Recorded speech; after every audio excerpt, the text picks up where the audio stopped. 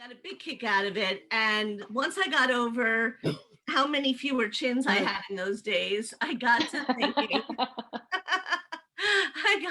thinking, and the thing that really struck me is that in 1997, there was no way we could have known what was ahead for the Jewish community and all the needs that were going to follow the needs that we were meeting in those days. So you fast forward to today. I mean, who would have ever thought that anti-Semitism was going to explode again the way it has, and that we were going to be at risk in New Jersey? But it turns out that New Jersey ranks second in the whole nation for activity among anti-Semitic hate groups. You take the pandemic, we could never have imagined the devastating loss of life and livelihoods from a pandemic, or the enormity of the human need that would come about from that. I mean, and I'm talking about able-bodied, well-educated parents who can't feed their kids. I'm talking about seniors whose needs requests for aid went up 60% in 1 month alone. There's no way we could have known what was going to happen with mental health and addiction and how it was going to tear at the fabric of our lives.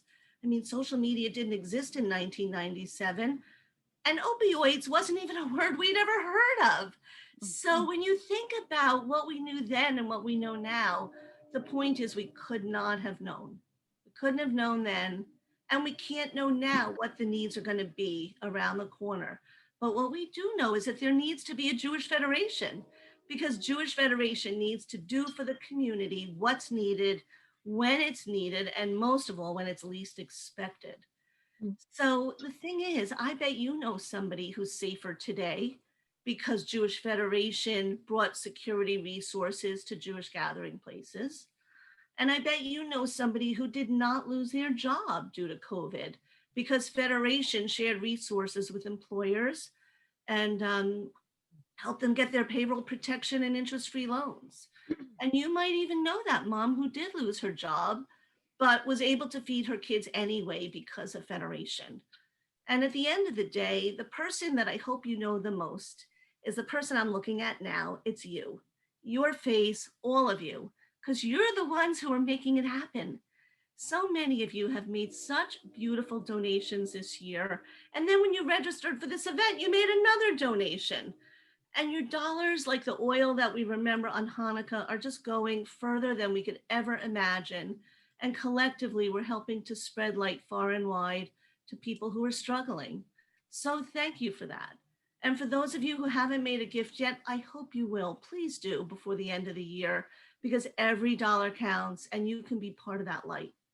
And for those of you who are volunteering your time, what a beautiful gift. Leah, how can we begin to thank you for giving of yourself the way you are so generously throughout this pandemic to keep us connected to each other and to Jewish traditions? And it's all on top of all the other ways that you give back to the Jewish community. So all of you, thank you for being here tonight. Thank you for turning out.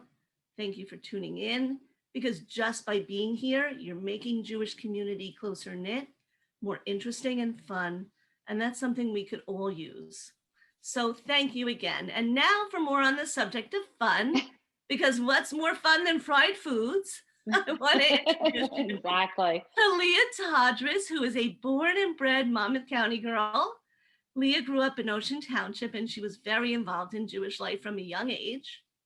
After marrying her husband, Ben, they lived in New York City for a brief period where Leah worked as a professional fundraiser for Jewish Federation of New York. And she successfully raised tens of millions of dollars in the Wall Street division. Leah and Ben moved back to Monmouth County, where they started their family. And they were in Marlborough for 12 years, where Leah served as president of Marlborough Jewish Center, as well as holding many leadership roles for Monmouth County's Federation in women's division and others, including co-founder of that young women's group, co-founder of the Young Leadership Division, which was co-ed, vice chair of the Western Monmouth office, and she was also women's division president. And Leah was one of our main event honorees a few years ago as well, for just all her years of incredible, incredible contributions. 11 years ago, Leah and her family went back to their roots and they moved back to the eastern part of the county. They currently reside in West Long Branch, and Leah was the founder and president of Leah T's Pretzels, a small gourmet snack food company And I've never forgiven you, Leah, for not continuing to make pretzels. But aside from caring for her family, she's an avid knitter. She loves to cook and bake. And when the sun is shining, she can always be found on the beach. Leah and Ben have been married for 26 years and have two grown, incredible children, Samantha and George. And I'm just so thrilled to welcome you and thank you. Leah, take it away. Thank you. Thank you, Lisa. That was beyond, because I didn't realize it went back all the way to 1997. And I don't think we qualify as young leadership anymore. But anyway, thank you all so much for having me. This is exciting, a little nerve-wracking, but very exciting. And before I begin, I just do want to say, I would like to, if it's okay with everybody, I want to dedicate tonight to two very special people to me. I want to dedicate it, one, to my mother, Rita Rosen, who is home recovering from a very serious car accident, yet she is a walking miracle right now. And she is the one who got me started in the kitchen and encouraged me to do cooking and baking. And she also is the one that taught me how important food and Judaism is to the family life, and really instilled it in us all growing up. And the other person is to my daughter, Samantha, who I believe is watching as well. And she is my kitchen buddy. And I know that she says I teach her in the kitchen, but the truth is she teaches me way more than anybody could imagine. So with that, no more, I will get on with tonight. So we're here to talk about Hanukkah and Hanukkah cooking. So there's a lot to do. We all know Hanukkah is the miracle of light. It's the festival of lights, and celebrating the miracle of oil in a cruse for one night, lasted 8 nights. The temple was destroyed. The Jews were liberated under the Hellenistic rule. And it's one of those great, uplifting, happy stories. So it's tradition that we celebrate with food and light, lighting the menorah, doing public displays as well as displays in our home, and food. And like I said, we do everything with oil. So one of our favorite, I'm going to show you two things tonight. We're going to do latkes, and we're going to do what I call doughnuts, Sufganiyot. So potato latkes. I've been making them for a long time. They used to take me probably 3, 4, 5 hours to make, because I spent half the time grating the potatoes and a third of the time cleaning up the mess from the grated potatoes before I could actually start frying the latkes. So a few years back, I found a great trick. I buy pre-grated hash brown potatoes in the frozen section. I don't normally use frozen vegetables. I like using fresh vegetables, but I will tell you, this is a lifesaver. And for the once or twice a year you're going to make them, it's well worth it. All you simply do is you take a 30 ounce bag of grated potatoes, just plain shredded. You don't want the diced ones. Open them up, defrost them all the way. They need to be defrosted. They can be cold from the refrigerator, but they need to be fully unfrozen, or else the batter doesn't become a batter. It just becomes a big block of chunk, and that's not good. What brand is that? Okay, so I used that brand was Wegmans' own brand. They do, Ore-Ida makes them, and Wegmans sometimes has organic. I didn't see them this year when I was buying them. But in the frozen potato section, I'm sure Trader Joe's probably has a brand. I'm sure wherever you go, you'll find it's just a frozen grated hash brown. To that, so 1 30-ounce bag, which is just under 2 pounds. To that, I add 1 large sweet onion. I prefer Vidalia or Spanish sweet onions, not ground, grated fine, or I use my little Ninja food chopper thing. It's much easier, easy for cleanup. Grate the onion, pour it in, and I use my hands for everything. They are clean, but I do use my hands for everything, especially when I'm cooking. 30-ounce bag of shredded, defrosted. 30-ounce bag of shredded, defrosted potatoes. Want me to make 1 grated onion. I believe we have the recipe that can be posted afterward with all the ingredients and the directions. Then to that, I do 3 to 4, it depends how you like it. I like ours more potato-y than pancakey, if that makes any sense to you. So I use 3 slightly beaten eggs, and we're just gonna add that into the mess. A scant quarter cup of seasoned breadcrumbs. I prefer seasoned breadcrumbs. It gives it a little extra flavor. If you don't have seasoned, you can throw in a couple pinches of onion powder, garlic powder, paprika, a little oregano, or you could just use plain and just add more salt and pepper. But a scant quarter cup, it's not a lot of binding at all. It's really a very potato-y pancake. And then about a tablespoon of salt. Sometimes I put a little extra in. We like everything a little salty, and several grinds of fresh pepper. And then, like I said, I use my hands for everything, so I hope I don't gross anybody out. But you just mix this all together. And I think you can see pretty much in the bowl. I'm just gonna get my oil on a little higher so I know that it's ready. And so while I'm mixing this and while the oil is heating, a couple things you should know. Number one, these can be frozen after they're cooked. They freeze beautifully. I layer them in a tin with either wax paper, if they're cooled off completely, wax paper or parchment paper. Layer them up, pop them in the freezer. You could take out a few at a time. You can cook them ahead of time. I hate cooking them when people are here because I just feel like the whole house stinks. But so I like to make them ahead of time and then freeze them. And then also you want to set up, and you'll see when I move over to the frying area, you'll see you want to set up paper towels or brown shopping bags to catch all the grease to let the latkes drain. So this is just about ready. And full disclosure, it never fails that every time I make a batch of potato pancakes, I have a few that fall apart in the fryer. I think it's normal. So we scoop those out, put them aside, and usually eat them with dinner that night. So I'm just going to move over here, and I think you can see me. So to check your oil and make sure it's hot enough, if you take a wooden spoon or a wooden spatula, if it starts bubbling right around the wood, it should be hot enough to start frying. And I've got two oils on, so just want to make sure we're good. Okay, so then what I like to do, and I don't know if you can see this real well, but the batter is not really so much a batter. There you go. It's really looks like the shredded potatoes. It will hold together. What I do is I like to scoop from the bottom and then compact it into the spoon. I'm using just a regular soup spoon for size.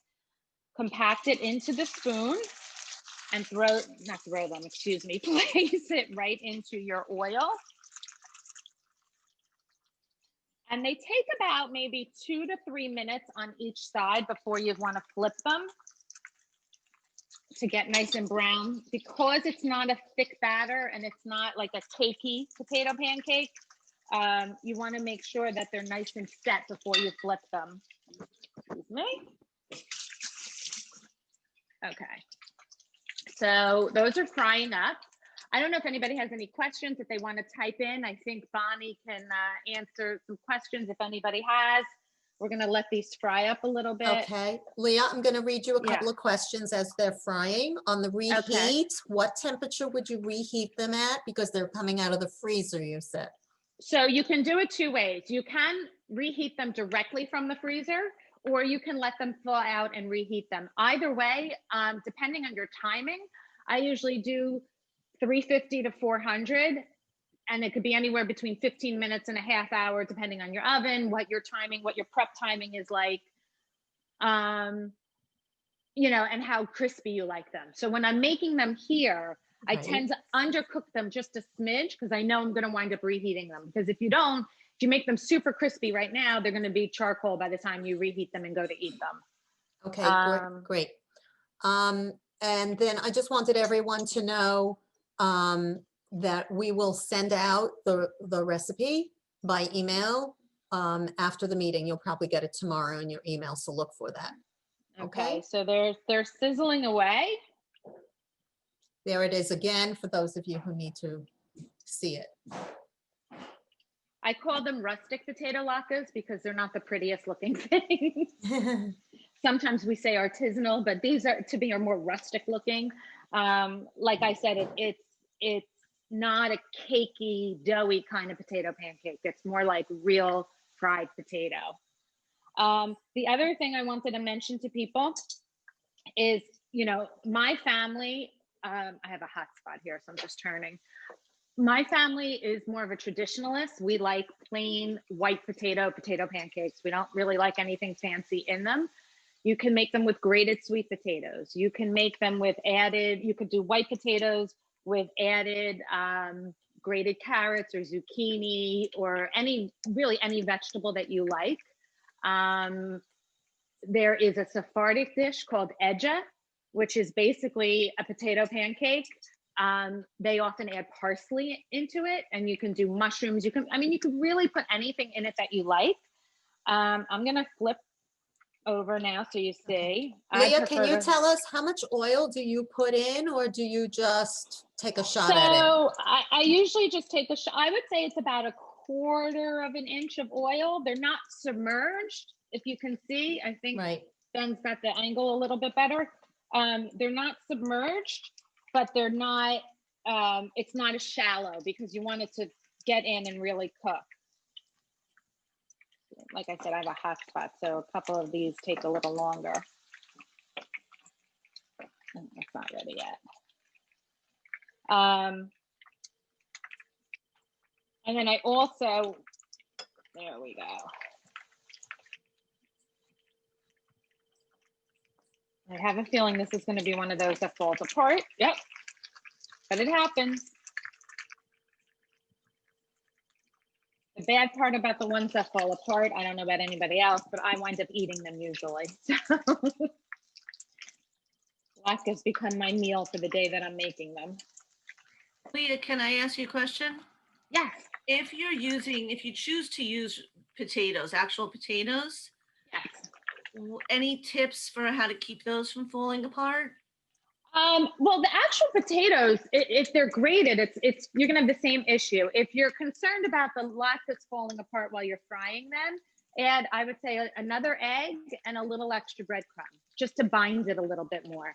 So what I'm doing is I'm trying to keep it as light on the filler light on the filler as possible, because I like that potato crunch, that potato flavor.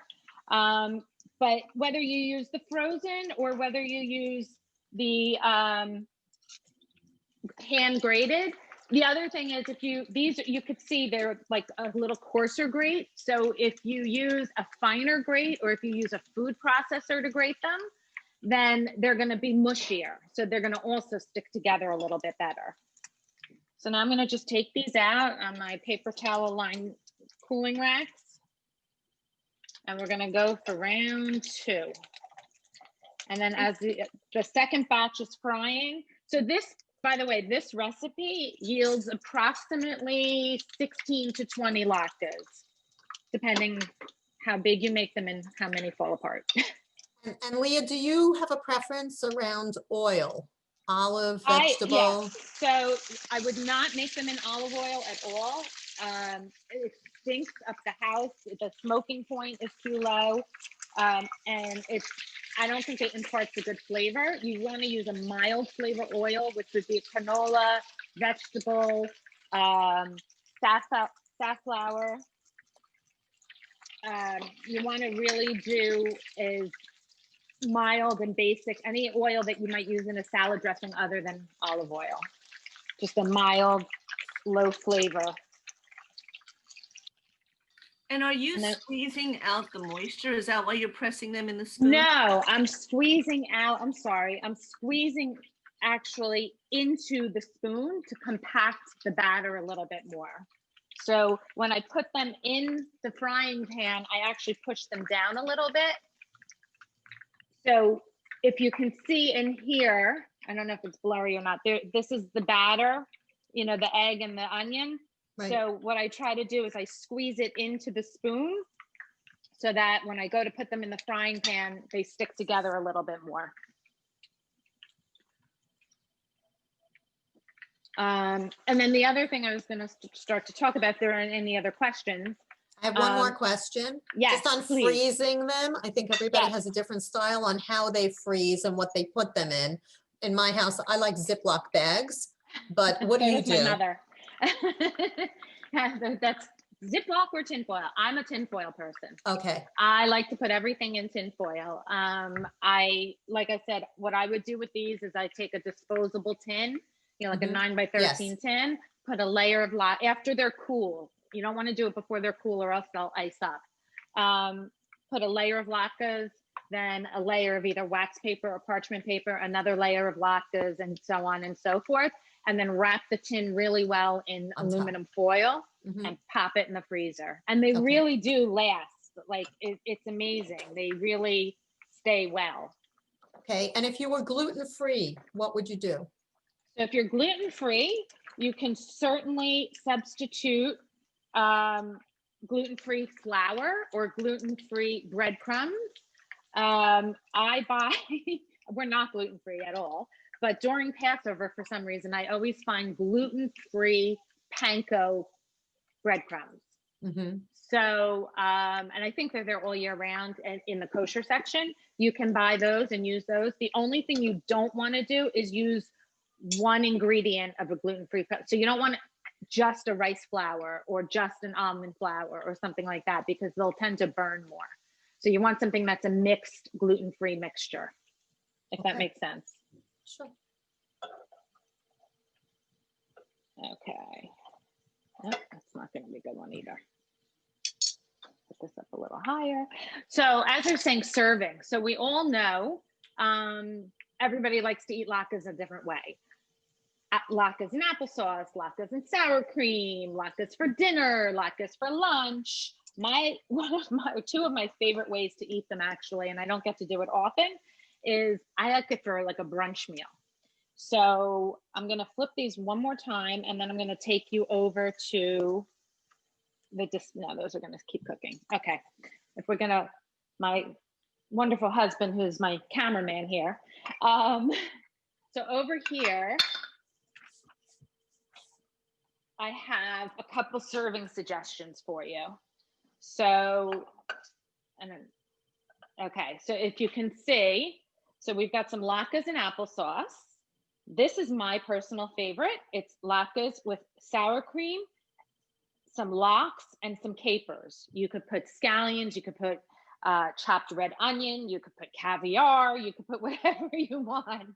But this is really a delicious combination.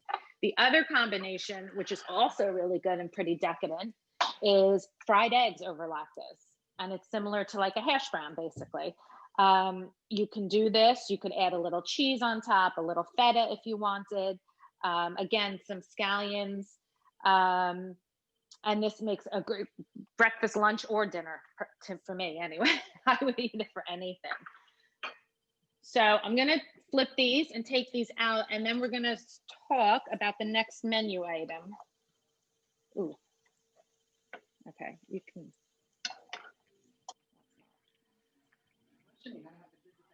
Yeah, they're the good, the bad, and the ugly, exactly. I didn't have the oil hot enough. You want to, it's a balancing act between having the oil hot enough and not too hot.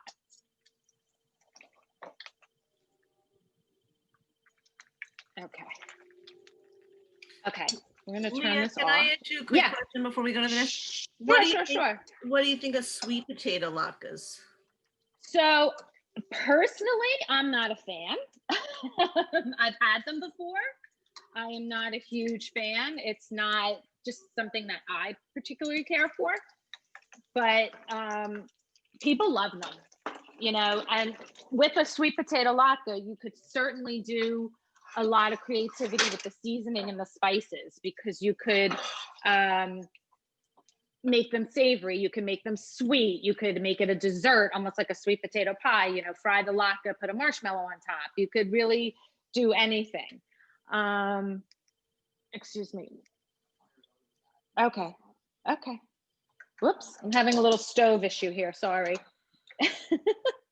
Okay, we're good.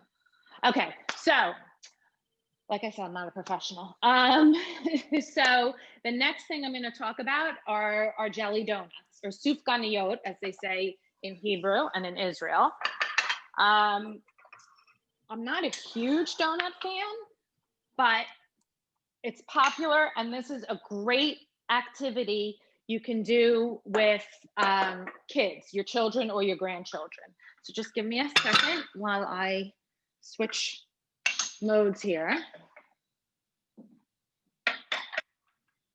And again, I have a sweet version and a savory version. So for the donuts, this is a lot of fun. There's a couple ways you can do it. I'm making this easy. I don't normally buy pre-made store-bought stuff, but it's all about the frying and the lack of mess. So I am using store-bought pizza dough. You can use biscuit dough, you could use croissant dough, you could use pizza dough, you could use just about anything that you want to fry, basically.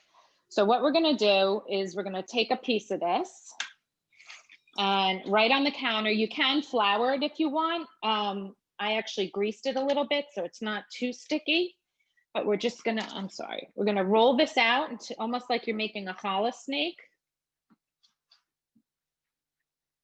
And this is ridiculously easy.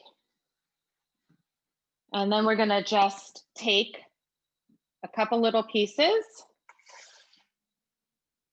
If you literally break it off, it'd probably be a little easier if I used a knife. You're going to get your oil up to the 350 range. These are going to be deep fried, so they're going to, it could has the potential to be even messier. And then you're just going to roll the pieces into a ball. Whoops. Like I said, they're a little sticky, but it doesn't really matter. And you're going to gently, because this is hot burning oil, it's about 350. I'm going to keep it here. You're going to gently just drop them in the dough. Drop them in the oil. Thank you. I'm not used to talking while I'm cooking. And then gonna fry them up. I know some people are probably thinking like, oh, that's like a zeppoli. Yeah, it kind of is. But this is what I call the easy person's donut. Leah, did we write out this recipe as well as the did not latkes? write it out, but I will be happy to send it to you. Great. Afterward. Okay, so what you're gonna do is they only fry for a few minutes. As you see, they're brown. They're starting to brown. I did find that when you use biscuit dough, they need to cook a little bit longer. The dough is heavier. I prefer the pizza dough, even though it's not quite as sweet, because it cooks up quicker and it's lighter in the middle.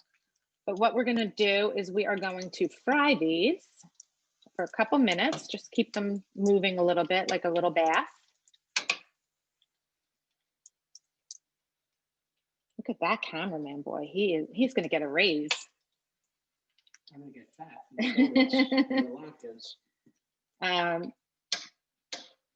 And when they're a nice golden brown on, all around, we're gonna just scoop them out to drain.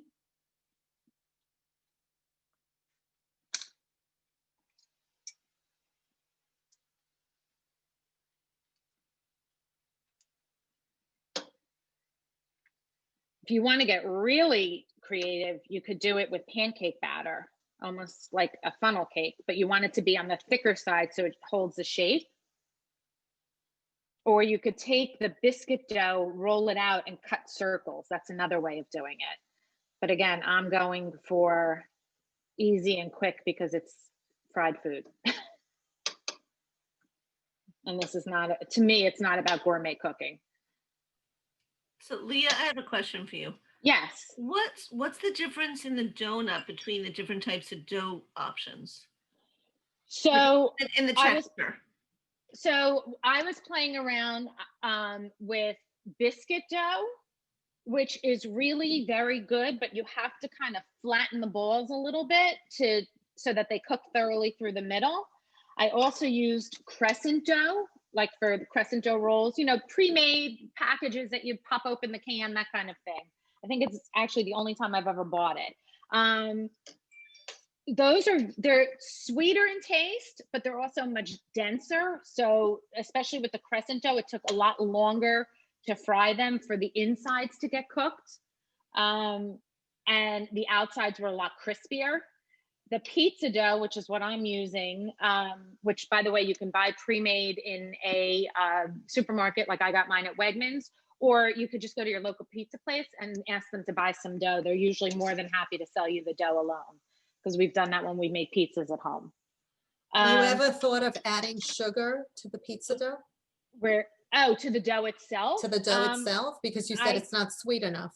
It's not that sweet, but no, I did not think about adding sugar, but that might not be a bad idea. But then you have to go through the whole process of re-kneading it and then seeing if it needs to rise again and yada, yada, yada. So, you know, when I'm cooking for Hanukkah, under normal circumstances, it's a big group and it's loud and ruckus and people just want to eat. So I don't particularly like to fuss as much as possible with the Hanukkah cooking, but we're going to make these donuts sweet with the pizza dough. And I'm going to show you right now. So you take yourself some piping bags. I don't know. They're very easy to find. You can get them in a party store. You can get them, you know, just for icing, regular piping bags. What you want to do is you want to get a narrow tip with a circular opening, not too big. And you want to use a coupler in the piping bag to hold the tip, because if not, it's going to get very messy because you're working with such a small surface. So in this piping bag, I have Nutella. And in this piping bag, I have strawberry jam. So what you're going to do is you're going to, it's better to let these cool. They're a little hot right now. What? You could use cannoli cream, my husband's saying in the background. Yes, cannoli cream would be really good too. So you're going to take the donut. You're going to take your piping bag. You're not going to squeeze it. You're going to poke it in, squeeze some Nutella, and bring it back out. Very simple. Poke it in, squeeze some Nutella, and take it back out. We'll do a couple with the jelly. And if you leave a piping bag in a little glass, it makes life very easy and keeps the mess contained. I've learned that over the years. Okay, you're going to poke the jelly in. Squeeze some jelly, whoops, and take it back out. Same thing. Poke it, squeeze, and take it back out. Now, for the fun part. For the fun part, you're going to take a bowl of confectioner sugar and you're plopping them in. And you're just going to coat them. Now, if you have children that want to participate, and depending on how old they are, you can fill a brown paper bag with powdered sugar and throw the donut holes right into the brown paper bag and just shake them up. And it's a fun activity for the kids. And I just got powdered sugar all over the place. And here, these are your donuts. And you just add them here like that. And then you can always sprinkle more powdered sugar when you need to. The last thing I'm going to tell you is there's also a way to make these savory, which I have right here. These are actually filled with mozzarella. So what I did was I took a piece of, take a piece of the pizza dough, flatten it into like a little circle. Nothing has to be exact. You take a sliced piece of a cheese stick, a mozzarella stick, or fresh mozzarella, whichever you have, and you pinch it around really good. You have to pinch it well, or else the cheese just oozes out and you have an empty donut hole, which is not fun. Then you fry them, and I threw them in a dish with a little bit of tomato sauce on them, and boom, it's perfect. And excuse my mess, I'm filled with powdered sugar now. And those are my ideas and tips for Hanukkah. I hope everybody has a great holiday, as small as it may be this year, and light your menorahs and shine the light and all that good stuff. So if anybody has any more questions, I'm happy to answer questions now or later on. You can email me and I would be happy to post the recipe for the donuts as well. Thank you. Okay, any more questions in the chat? You're getting a lot of kudos, great ideas on the frozen potatoes. No, not on the mess. We really want to thank you for inviting us into your kitchen. I'm Bonnie My Leff, pleasure. and on behalf of Jewish Federation and Lisa Karasek and Leah, thank you all for joining us. we will continue to provide women's programming for women's philanthropy in the coming weeks and months.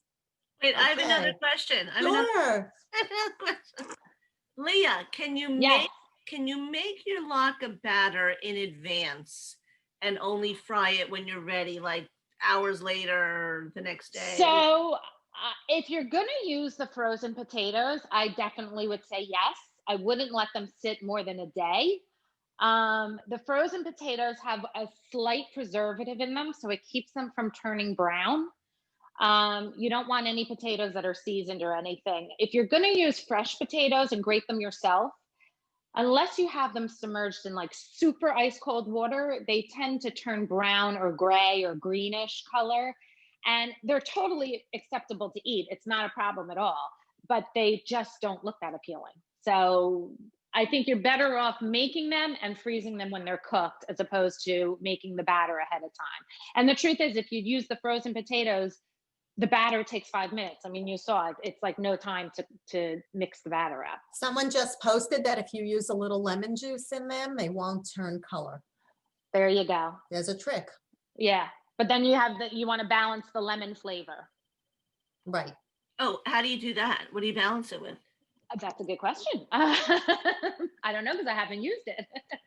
Okay. My guess is if you're just sprinkling a little lemon juice in it, you probably enough seasoning, maybe use a little more filler, a little more egg, and a little more breadcrumbs just to kind of coat over the lemon flavor.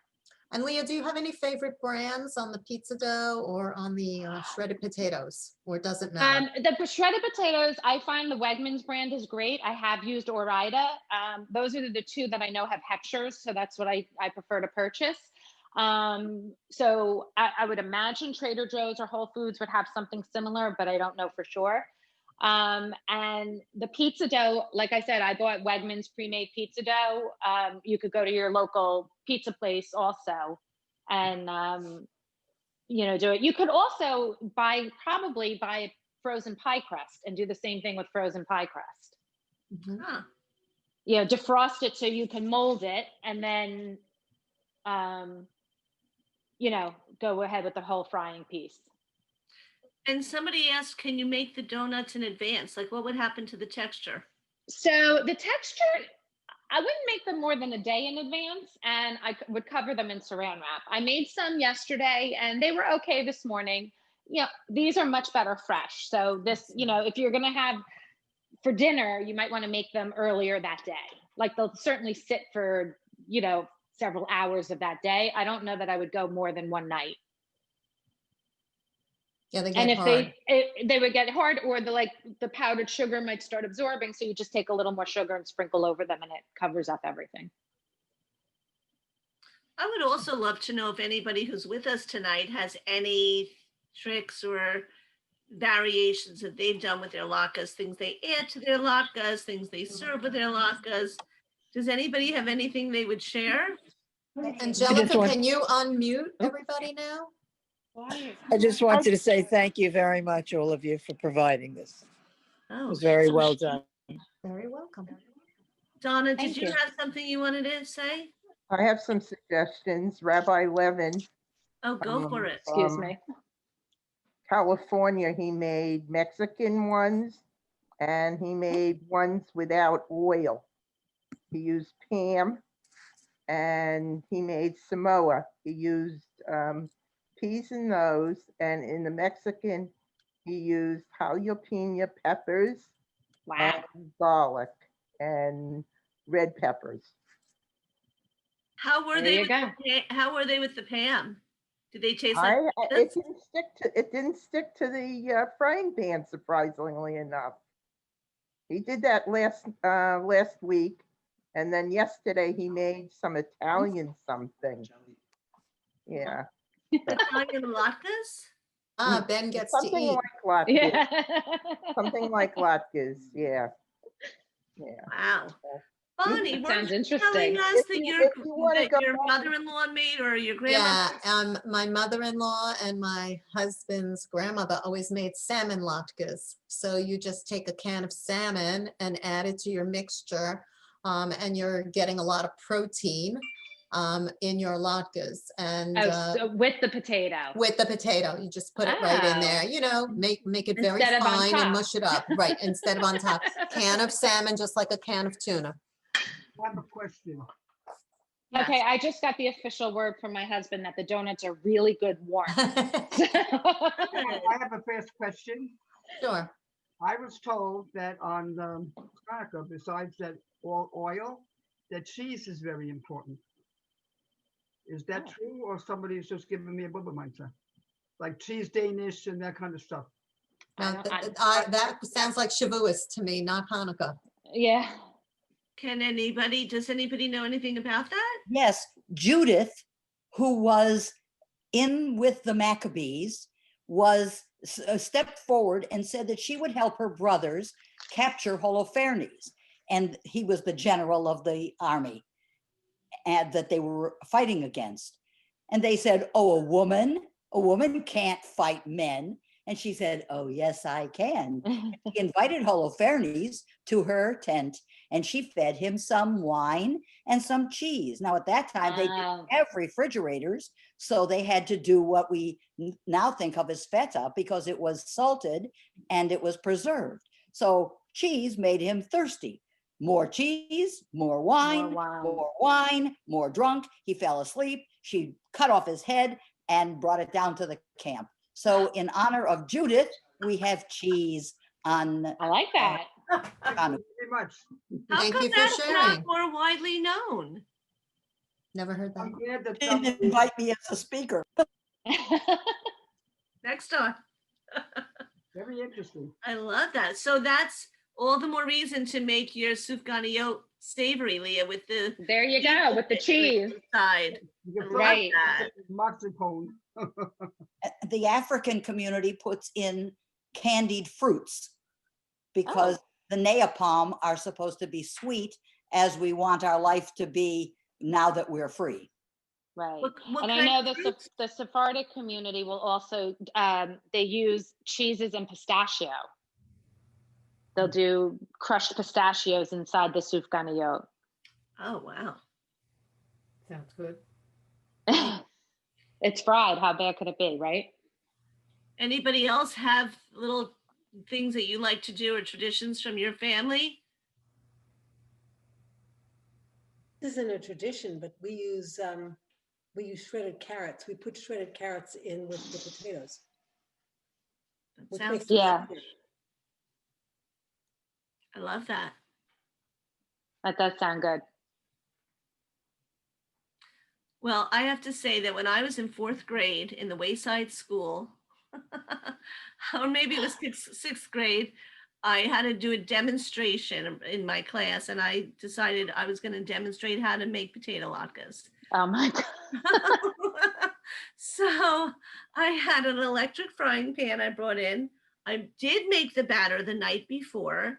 My mother taught me the trick that if you make the batter, and then instead of mixing the breadcrumbs or flour into the batter, if you're making it in advance, you just sprinkle a nice heavy layer of flour on top of it to seal out the air, seals out the air so the potatoes don't turn gray. And then when Right. you're ready to do it, you mix it in. I did my demo and the entire school smelled like latkes. And people were running to see, what is this? How do I get some? That's great. Yeah, you definitely can't hide it. No. But it's worth it. Okay. Thank you. Anybody else? Any questions? I say thank you very much, all of you. I appreciate it. Thank you for having Thank me. you for coming. Well, wishing everybody a wonderful Hanukkah. And it's going to be a little different this year, as all things are. But hopefully it's no less wonderful. And love to hear how your latkes and sufganiyot turned out. So keep us posted. Thank you for a wonderful program. Beautiful, beautiful program. Have a good night. Good night, everyone. Thanks for joining us. Happy Thanks, Hanukkah. Leah.